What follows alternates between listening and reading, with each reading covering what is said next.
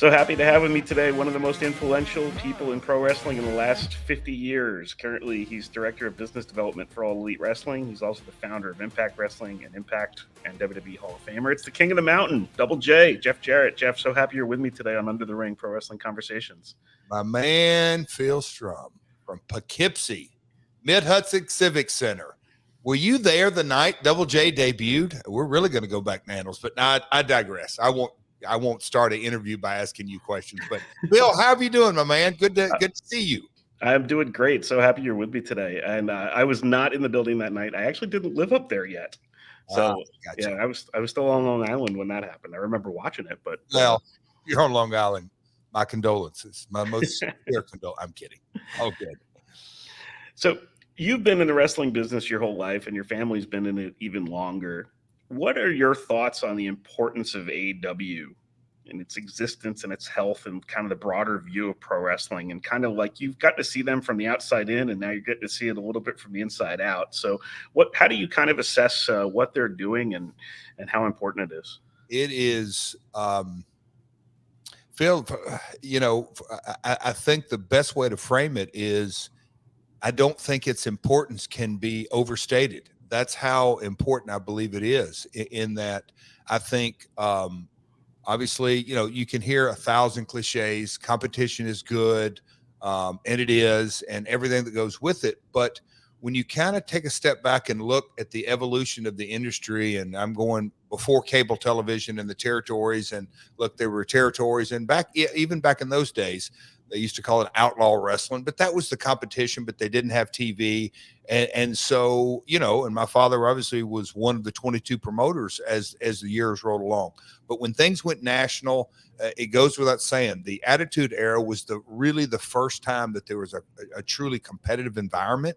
And, there's research and surveys and all over the globe. And that era of wrestling, is very, very memorable. And I think at the very, very top of the reason is competition. It brings the best out, not just in talent, but in every person that earns a check from promotions, as well as I believe the fans have just an extra layer of, again, Yankees, Red Sox, Lakers, Celtics, any kind of rivalry, they want to kind of root for their home team or their home promotion. So, I think it's super important. In 2002, that was a huge part of my business strategy that I understood from a very, very simplistic kind of terms, is that, you can say there's a number one and number two, but AEW, what an incredible alternative it is, and not just domestically, but internationally. So I think I'll circle back to what I said. I don't think its importance can be overstated. I truly don't. Yeah. And I really just think its impact, its existence is so important without question for anything, competition within wrestling, for the wrestlers themselves, just being able to, have salaries that are competitive and that kind of stuff too. I mentioned, kind of your influence on the business. If you look around pretty much any company in wrestling these days, I think you can identify some Jarrett fingerprints, even people. That's longevity, Phil, I guess. But even, people you worked closely with in your past stops, especially in Impact, TNA, and other places. I just appreciate the hell out of what you and your father accomplished for, getting TNA off the ground as a viable place to work for people. I was a weekly Asylum pay-per-view buyer back, 20 plus years ago. What's it mean for you to have that legacy, not only in the ring, but a complete track record behind the scenes that people can study and learn from? Oh boy, Phil, you just gave me a layup for me to dive into my podcast, My World. In a lot of ways, founded in 2002 and resigned there from 2013 and moved on. And a lot of times that was just kind of in my rearview mirror, but doing the weekly podcast with my partner, Conrad Thompson, and diving into a lot of that, it's, I guess in a lot of ways, it's, I have a unique perspective that I get to look back on it, but Conrad constantly tells me, hey, Jeff, your story's like none other. You're third generation promoter, you're second generation talent. You've worked for all these different promotions and the Hall of Fame stuff and all that. And it's just kind of been my life. But when I look back and look at where the industry was, we'll say when Vince acquired his competition. That in so many ways was received with so many mixed emotions. Of course, WWE, everybody, folks, and they're internally, and you hear legitimately the stories of the Champagne Poppet that they destroyed their competition. They bought them, pennies on the dollar and everything that went with it. And I was there, but I also knew that there's a void in the marketplace because I just think coming off like I previously said, coming off the Attitude Era, what made that, and there was fantastic talent. The distribution points were huge. I could go on and on and on, creative and storylines, but at the very top of it, the competition that was truly there. And when you get to the top of the mountain, as WWE did, you naturally take a deep breath, you exhale, and so your product's not as good. And we I think everybody immediately saw that, and as through the years went on, it just happens. So to have my fingerprints on, we went from, like you said, that weekly Wednesday night pay-per-view and built it up and had a 2-hour show, and the organization was generating $50 million a year and developing talent. That's one of the things that it's easy for me to look back and reflect on. And, the ups and downs, was it easy? No, but man, how rewarding. And I feel in so many ways, I got lucky because I kind of look at the roster that we had, from 02 to about 09, 010, and kind of where those guys have been, where they're at now and where they're going. It's very, very rewarding in so many ways. And it's interesting for me looking at your time outside of WWE and AEW. You've worked cards for places like GCW and AAA in Mexico. And I think that would give you kind of a leg up in terms of being ahead of trends and seeing where things are going, which is probably the most important thing that anybody in the business can do in terms of understanding their audience. What kind of things can a guy like you learn while you're going to places like GCW and AAA?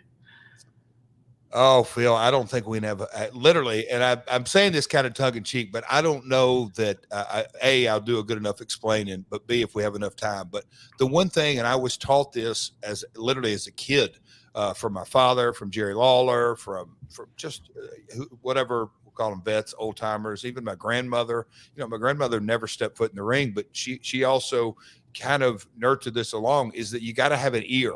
I think that a lot of times, and I still do this to this day, I go out and listen to a show and listen to the crowd, and you can, if you really dial in to hearing things out there and obviously observing things. And so, years ago, I would go to Japan or Puerto Rico, and we went out to Texas and, the Von Erich and WCCW, and you just kind of hear different crowds. My home territory, the Memphis crowd was different than a Louisville crowd.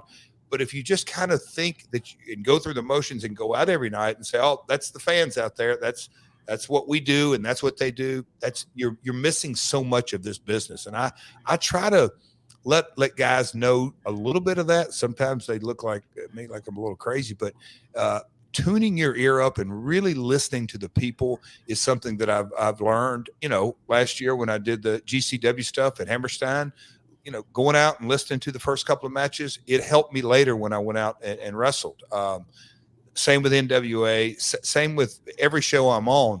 I just think there's something to really listening to things which will open your eyes to, like you said, trends and characters that work. And more importantly, sometimes characters that don't work and don't resonate. So you kind of know, okay.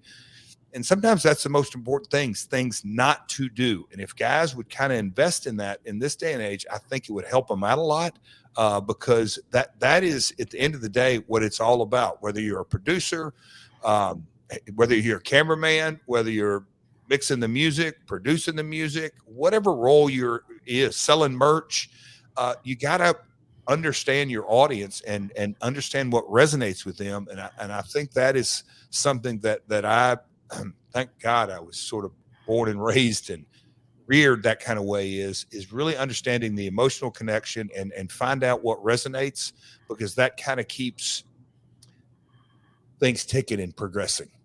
Great answer. I mean, I know you said you couldn't sum it up totally, but I think you just did anyway. So That's right. You and Raphael Morphy are probably the best people I can think of to get AEW house shows off the ground. You got Troy, Ohio coming up. How are you guys kind of viewing that project, and what can the fans expect from that? Buddy, Phil, if I've been asked once, I've been asked. It's getting way up there over the last 30 days, or we really just announced it. I don't know, 10 days ago, the first event, but it's going to be a crawl, walk, run process, and I believe the strategic mindset is absorb as much information as we can, as quick as we can, to truly make.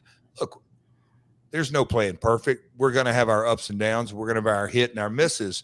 But coming out of the gate, and I, there was a report online about how many shows WWE has reduced their non-televised live events, and we haven't been in the market since the launch of AEW. So I think the timing's real good. I think the day that our television show airs live on Wednesday and kind of dovetails into Thursday, Friday, Saturday, Sunday. But I think we're going to start slow and start picking up the pace and kind of figure out, eliminate the negative and accentuate the positive and keep progressing. But I could not be more excited, because it is a real growth opportunity, I think, for so many.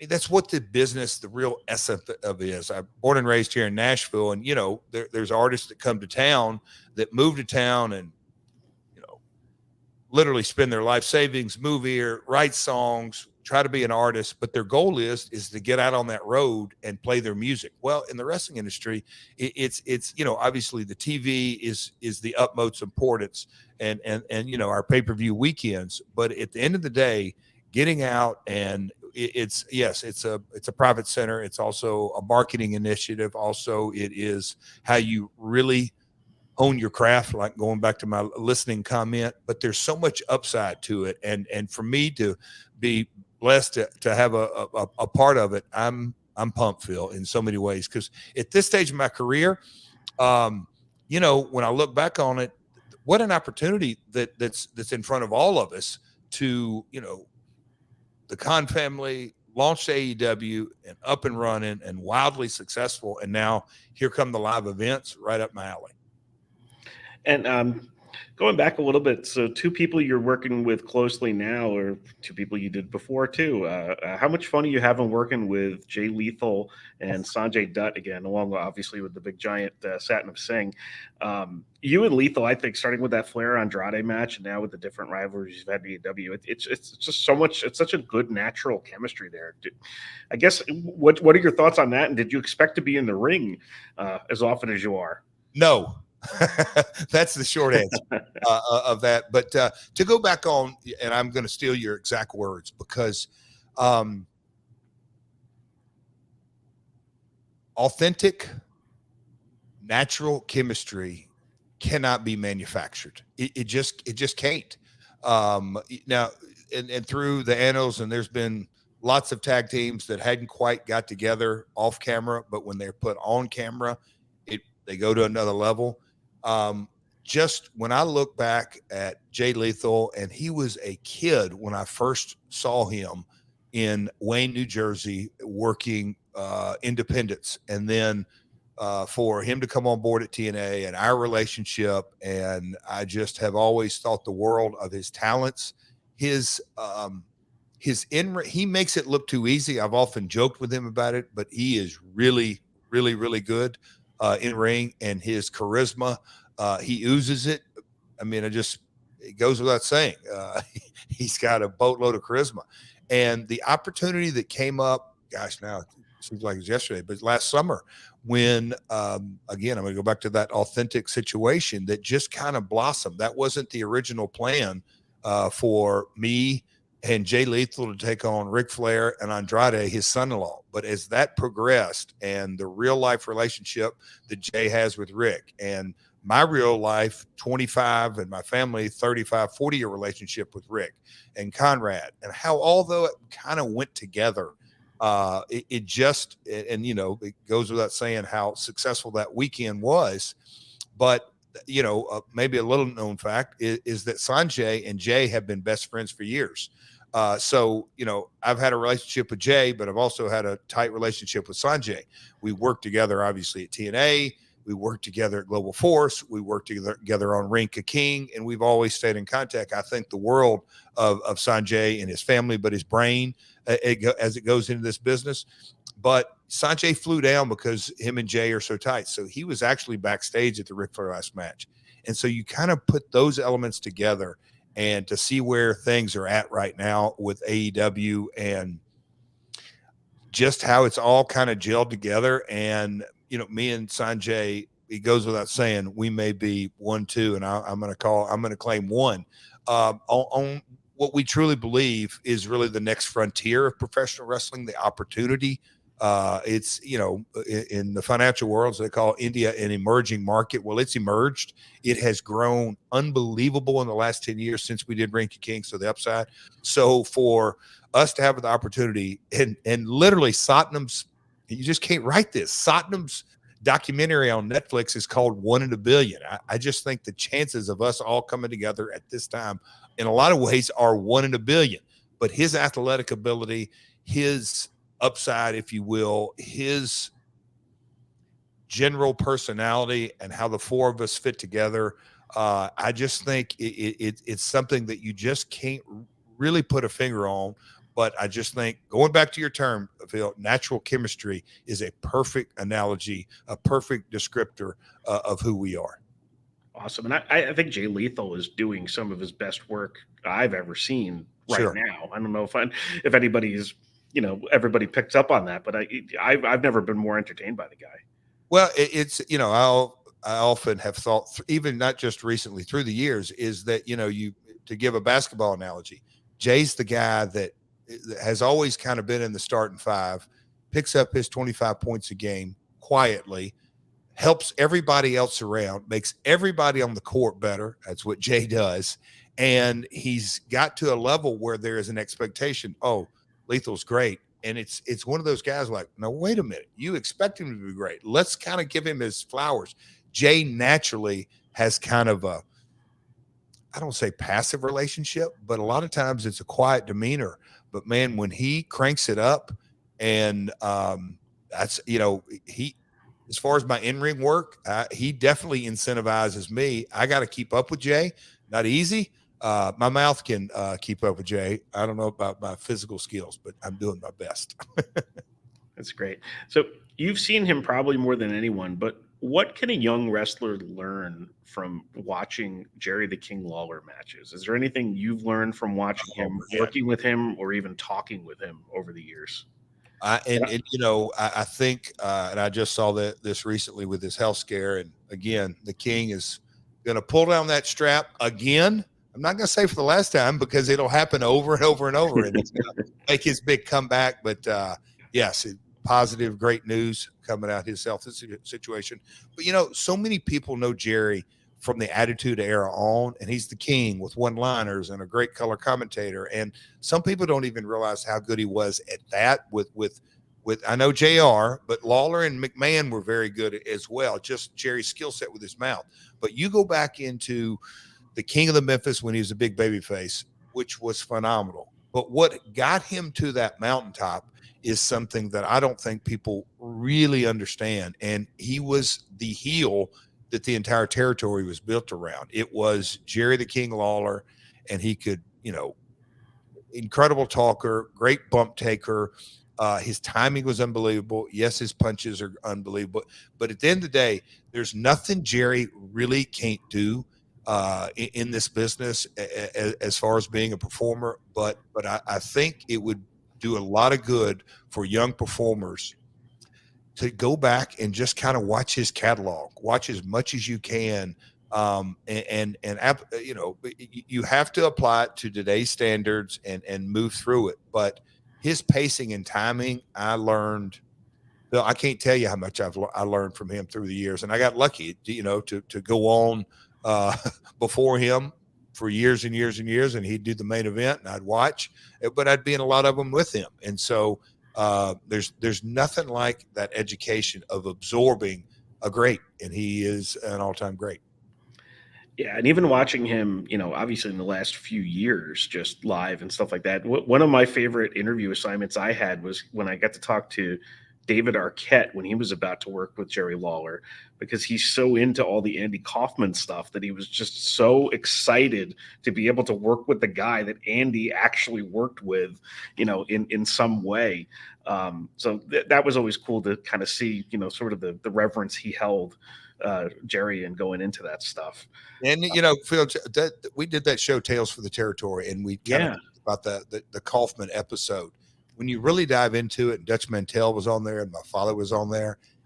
People don't really understand, for lack of a better word, how groundbreaking that really was. When you have other promoters calling my father saying, "I'm glad Lawler kicked his ass. They bought it hook, line, and sinker." That's like, okay, guys, job well done. The essence of our industry. I enjoyed that people weren't still kind of even really sure until like Lawler's biography came out and like Man of the Moon came out. You had the one little scene with the nod in it to just be like, oh, they did know, that kind of stuff. Right. I love that Andy Kaufman episode. I love going back and watching that stuff because it's before I was a fan. Right. You were probably there. I watched it on the couch. Look, I was young. I wasn't in the business yet. I was a young. I watched Letterman on my couch and my jaw dropped. I just could not believe. I believed 100%.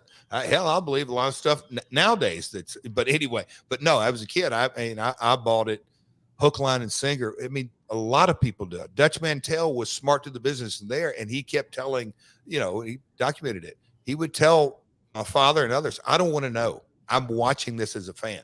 That's another thing that's kind of missed. To go back is that if guys will try to go out and put themselves in the position of a paying customer and try to understand, all right, they just work 6, 8, 10, 12 hours and they got their kids or it's a date night or whatever, and they're going to come watch this, kind of have it. If you look through those lens, it kind of gives you a whole perspective.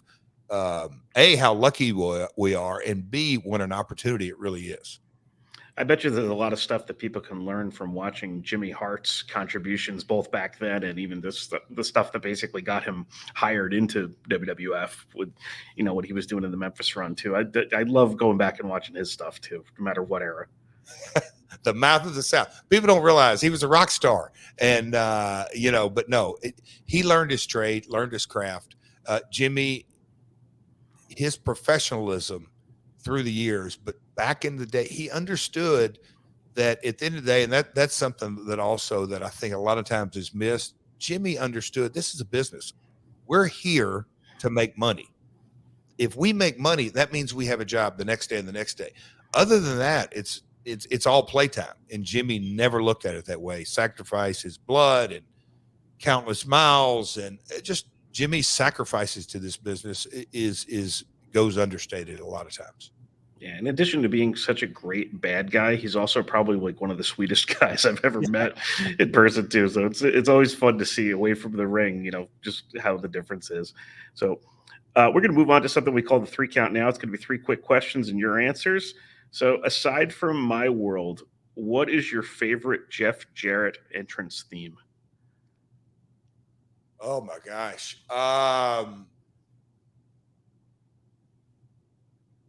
Whew, man. I mean, it's the gong when Undertaker's theme goes off. It's one of those deals that's so simplistic that it's such that obviously Flair's Space Odyssey that's I'm almost saying play the classics. Yeah. Cena's up top was good. If you want to kind of get granular here, to use a term, when you go back and hear Awesome Kong's theme in TNA, the first 15 seconds just really like grabbed it. And you built the anticipation was built by hearing the first few notes of their music. That's to me the mark of a good thing. I thought Abyss's theme had that. I thought AJ Styles' early theme had that. Man, Bill, you get me talking about music, I'll where you're here, and I'll be here. We'll be here a while, but I'll cut it off there. I always liked the Southern Justice Jeff Jarrett "Don't Piss Me Off" theme. I thought that one was an underrated. There's a few guys that like that. I mean, it was fine with me, but it wasn't. I can't say it was one of my favorites. So, second question: if you had to show someone 3 Jeff Jarrett matches that illustrated your career, what would you show them? Oh my gosh, Phil, you got to give me some prep time on this. Different eras, without question. Off the top of my head, I'd have to say me and Sean, 95 in your house too. Great match. Uh, Me and Kurt Angle. There's a few. There's a Charlotte match. There's a Cincinnati match. I don't know, maybe me and a Kurt match. Kind of an obscure match for a young guy to watch. I wrestled Nick Bockwinkel. He was in his early 50s and I was 19. And the reason I kind of point that out is you say there's no way those guys can have any kind of meaningful match. There's an age different, there's a style different, there's all that. Nick, an incredible pro, led a 19-year-old kid who was clueless through something, but that is one. I had a match against Ray Gonzalez down in Puerto Rico. That's an obscure one. The heat that was generated out of that, a couple of matches in Mexico, the heat, and you kind of have to understand, look, is it going to get a rating and a star rating or whatever it may be? That was never the goal, specifically in the type of matches when you're generating heat. You have to have a different mindset. But yeah, my Mexico work and some Puerto Rico matches were money makers. All right, and then the last question. So you've wrestled with or against everyone from Steve Austin to Tojo Yamamoto to China to Effie to Psycho Clown. You've done physical angles with Toby Keith, Gary Coleman, Cindy Margolis, and Chuck Norris, if I've got all of those down. Paul Walterhausen too, pal. Better get that. That's the most recent, yeah. Well, who's the most off the wall name you've actually had a match with? I know Bockwinkel's an interesting one. Any others that are on your list of all your years in wrestling where people be like, Jeff Jarrett wrestled that guy? Well, the symphony match that me and Dutch had was the only match in the Smithsonian Institute. That's a unique, bizarre match. It's the only match in the history of professional wrestling that is in the Smithsonian Institute. But so you're probably going to have to take me way, way back. Like, he really wrestled? I'm just trying to think. Boy, oh boy, Phil, my early years. Oh man, who would have come through the territories back then? Oh, the Von Erichs and Austin Idol, who you can still see this day. Just trying to think of a unique set of circumstances. I wrestled one of the most famous cricketers in the world. So if you want to, it obviously gets out of the U.S. and North America kind of sphere, but Harbhajan Singh and Rinka King. I don't think people understand, and how would they? But here's a guy that was literally one of the most famous bowlers, cricketers in the world, and he was a part of a wrestling series, and I ended up having a blindfold match with him and lots of bells and whistles. But that was a really high profile match that I look back on and go, that's kind of an obscure kind of match that people, if they really dialed in, he ranks right up there. He may not be the Michael Jordan of cricket, but he's certainly a mega star that I actually got in the ring with. Fascinating. I never knew you wrestled Nick Bockwinkel until today, so I would have. No way. You didn't know that one? I did not know that one. Okay, it's on. I believe that one's on YouTube. I'm going to find that. Check that out. Just went out in the motion sensor. So that's going to wrap us up. So Jeff, thank you so much for. Hills in the Dark, the Undertaker theme took hold of you, pal. Thanks so much for joining me today. Really do appreciate the time, and all the best with everything you've got moving forward, especially with the AEW and the house shows and everything. Phil, I gotta say this, pal. It is great to see you. We're still churning out content. Back from what was the call letters of Poughkeepsie, WDRP? No, I think we were at the WPDH studios that day, but it was Cumulus, which is now I think Town Square, which is. I worked for the Poughkeepsie Journal, now with the Journal News, and everything changes. But all right, what's that? You're still in Poughkeepsie. I live in Poughkeepsie. I'm actually this dark room that I'm trying to get attention in. There we go. Is actually in the White Plains right now, but Okay. I do still work in Poughkeepsie also. Gotcha. All right, pal. I appreciate your time today. Thanks for having me on. Good to talk to you. Thanks so much.